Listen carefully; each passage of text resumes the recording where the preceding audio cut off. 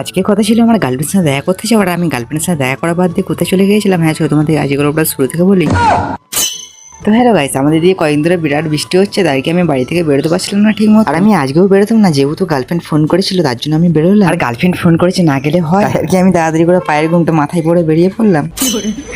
না মানে ধুলোর চটি পায়ে পড়ে বেরিয়ে পড়লাম না, এখন ধুলোর চটি বলা যাবে না, এখন কাদার চটি বলতে হবে। সালা সকালে বৃষ্টি, রাতে বৃষ্টি, শোয়ার সময় বৃষ্টি, খাবার সময় বৃষ্টি, সবেতেই বৃষ্টি। আর গাইস আমি তোমার সাথে বকতে বকতে কোথায় চলে এসেছি, ঝোড় জঙ্গলে এসে দেখি এই পুকুরটার মাঝখানে ধরে জল পড়ে নেমে ঘুরে বেড়াচ্ছে। আবে সালা এগুলো তো জল পড়ি না, এগুলো তো জল পড়া।